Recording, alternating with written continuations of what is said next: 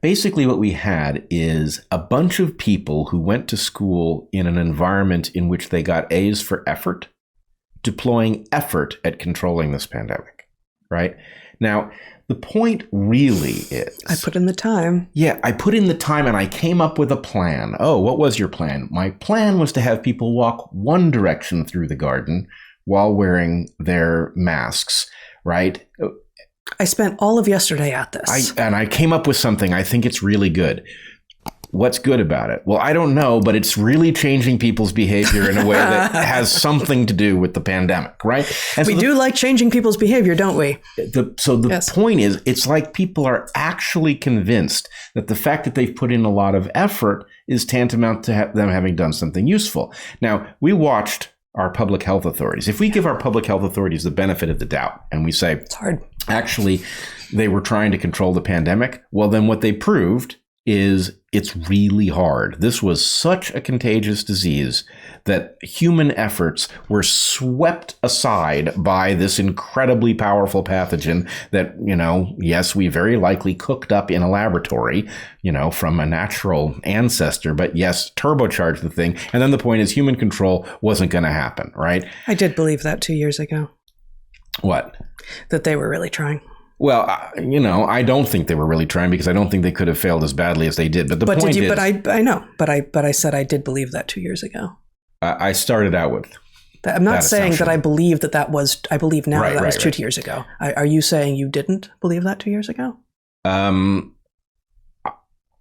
was a little bit agnostic, but it was my assumption. Yeah. And then it broke very quickly. And the farther they went. And it seemed like Trump was just doing a terrible job. And yes, Trump was reading stuff on the internet and spouting off about it, which is not a good control mechanism. But frankly, it's as good as anything they did. So, but anyway, the point is, look, so, in a world where you were not led to believe that effort is what the universe is monitoring, right? There would be two questions. Okay, we've got a dangerous pandemic.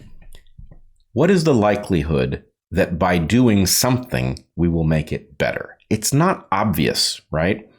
In fact, I think the real comparison that we need to look at is what if, I'm not suggesting you do nothing. You don't pretend that people are you don't acknowledge that people are getting sick, right? You don't pretend that there's no pandemic. But if we had simply allowed doctors to do what doctors do, right? And let scientists study the thing and see what they could figure out and not tried to rush in with a top-down plan that turned out to make things much worse in my estimation, right? We probably would have done better. But the idea that we're going to control this in a useful way, all right, we're going to, whatever organization you run, whether it's a school or a garden or whatever, you're going to need to put in some effort. Right. That's how we're going to control this thing. Yeah. And then everybody comes up with their thing. And basically, I think they feel rewarded based on the fact that they know they've done something and it has changed something that they can see. Well, and it's consistent with the idea of work being inherently valuable. Yeah. Right. And this, I quoted a little bit from Graeber's Bullshit Jobs a few weeks ago. And And he goes into the history in that book, and again, it's been a little while now since I read it. It's still sitting here, and I don't remember all of it, but that's not a universal from history.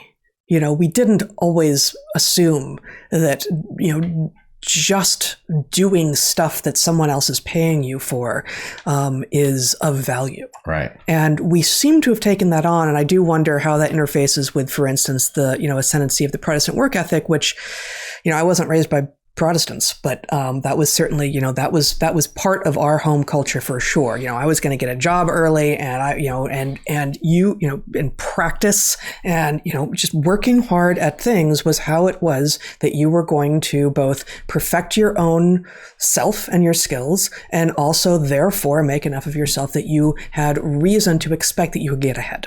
Right? All of these made sense, but then the kinds of things that I was doing and that my family was doing were, and I could be wrong about this, but it all felt like it was inherently of value, right? And so much of what people are being paid to do now, and this is Graeber's point with regard to bullshit jobs, which again, he distinguishes from shit jobs, which tend to be jobs that need to be done in the world, but pay terribly. No. Shit jobs are jobs that need to be done but tend to pay terribly. And bullshit jobs, about which the book is written, are jobs that largely don't need to be done. Even many of the people doing them don't know they need to be done, but they tend to bring white collar wages with them. And the rise of the bullshit job is not just an absurdity, but maybe a contributor to the Fermi paradox. Frankly, we've got a whole lot of people, like presumably the people making policy at things like schools and gardens and such, who are like, oh boy, we got to put some effort in. We got to do some work. I'm going to need that gold star stamped on my forehead. Okay, we've got a plan. Well, is it a good plan? Well, but it's a plan. We've worked hard on it, and we're going to have to work hard to implement it. We're going to have to work hard to, maybe we'll come up with Plan 2.0 at some point, but we certainly have to implement Plan 1.0 first. So let's go. And it feels like effort. And effort feels like it must be good. And it must not be good. Effort, there is nothing inherently good about having spent time at something. No, and in fact, it's bad. So two things. One, if you compare, let's take the Japanese garden as a microcosm, right?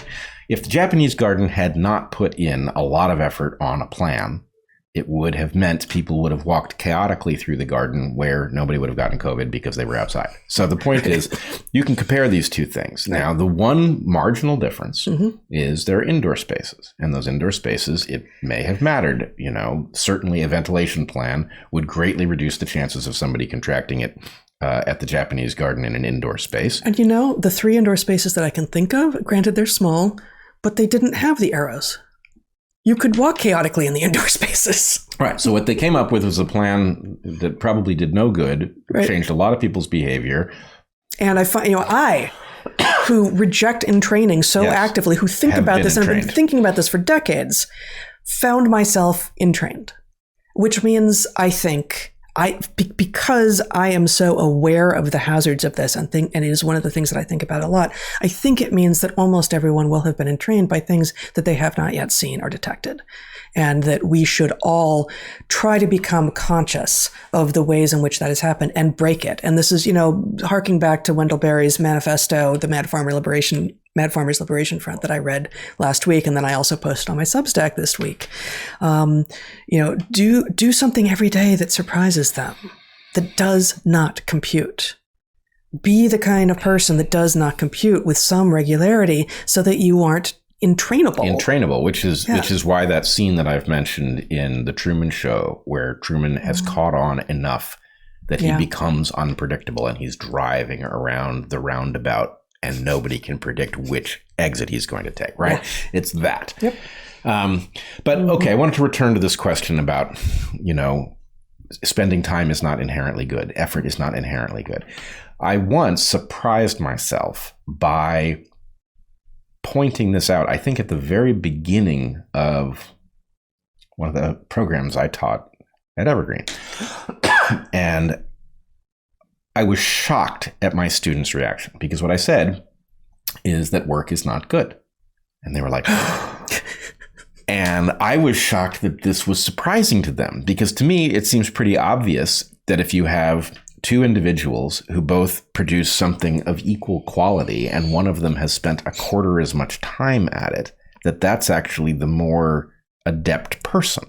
And that we should all be striving for a given level of product. We should be striving to invest as little time. And it doesn't mean that you don't want to invest more time, but it means if you're going to invest more time, you want to get more out of it. And so, the investment is a necessary evil. The point is we like people who work hard because they tend to produce things, but we should not like people who waste their effort. Okay. But so you're going to be misunderstood 2 ways, I think. Only 2. Well, I can see how I would misunderstand you 2 ways if I did not know you well and had not taught with you in several situations. I'll probably forget one of them while I speak to the first. The first is that, let's see, you call it productive goofing off. Mm-hmm. Is that what you call it? You do a lot of stuff. You spend a lot of your time that to anyone outside of you looks like you're not doing anything. Yep. And Zach is laughing. You're like, it's just true. I am not here slandering my husband. This is just true. And it's really, you've taken it to to quite a level. And you are actually doing work. You are actually doing intellectual work. And so, to fit into your equation, you can't cheat. You got to count that as time spent. Oh, right. But it doesn't look like what people expect you to look like when you're spending time on a project, on an intellectual project. So that's one thing, that you actually do spend a tremendous amount of time, but often it's, the stereotype is like in the shower, like people have their ideas in the shower. And that's true too. But, biking or just fiddling. With stuff. Yeah, here, you can have that back. Yes, occasionally I will take the things that you're fiddling with away because I can't take it. Good Lord. And your younger son has picked this up, hasn't he? Yes. Sure, it's driving me crazy. So there's at least some justice in that. We were watching, the three of us, Zach was out doing tech production on a play last night, and Brett and Toby, 15, and I were sitting watching a show, and like 3 times during the show, I carefully reached over and grabbed the remote out of Toby's hand, not because I want it. I actually don't even know where the buttons are on it, and it's not backlit, but because he was messing with it and the batteries were coming out. Like, oh my God, you too. Just stop. Yep. Anyway, you are productive doing this, okay? Mm-hmm. And you spend time in a way that doesn't look like productive, but it is. And so that's one thing. Is that they, whoever they are, have an idea of what productive looks like. And it's mostly the kind of thing that you see in, again, a 3rd grade classroom with people, with little boys and girls. And girls are much better at this than boys are, sitting very quietly and neatly in their rows with, whatever it is they're expected to have in front of them. And they raise their hand nicely and politely when they are called on, when they have an idea or they need to use the bathroom. And it does a great job of creating cogs, and it does not do a great job of creating innovative thinkers and creators and explorers and adventurers and innovators and all of these things. That's one. The second way that you will be misunderstood, I knew I was going to forget it, is we did in a couple of the programs that we taught, and I think I actually started it first in one that I taught, and I don't think it was as effective when I did it alone as when we did it together then, called Learn a Skill. Okay. And Learn a Skill, we did this in freshman, first year programs, and maybe an all-year program, an all-level program, but mostly it was the idea, formally, it was, remember, Evergreen was full-time program. So we had these students for, either a full quarter or 2 quarters or 3 quarters, but they're full-time. Their full-time college experience was supposed to be us. And we'd spend, 15 to 20 hours a week in class with them, or, all week if we were on a field trip. But then they were expected to spend, the equivalent of a full-time job, 40 hours at the academic work of our program, whatever it was. And so Learn a Skill was formalized. Like, I had it all written out. Like, you will pick a thing which has some physical ramification in the world, like carpentry or playing the guitar or baking yeast breads. I don't know. And we had a list of possibilities, and we said, if none of these appeal to you, pitch us your own idea. But we're not going to let you just do anything, because it has to have physical manifestations in the world, and it has to be of sufficient complexity that you can't simply master it in 2 hours. Right? The key thing is it has to be evident when you fail. Right. Yep. So physical manifestation in the world could mean doodling, but the problem is it can't be subjective whether or not you've succeeded at it. Yes. And I set up a minimum expectation of hours per week. And it wasn't a huge number. It was like, I could go back and look, but I feel like it was 4 or something. So it was like over the course of a quarter, just like 40 hours. Yep. And then there were check-ins. There was a check-in midway through the quarter, a public check-in. Like, everyone had to get up and spend like 1 minute saying, what it was, how well they were doing, and how well they were making progress on their own goals. And then at the end, they got like 3 minutes, because we had 50 students and we had other presentations, like more academic stuff as well. And the point was not, did you learn how to make a table, or, did you learn your G chords? It was, what did you learn about your own internal motivation? And, did you in fact spend the 4 hours a week? And we mostly got, I think, remarkably complete honesty from students, even the ones who just didn't spend the time. Because again, the point was, and I think how I formalized it in what I said to them about it was, failure is possible and fine.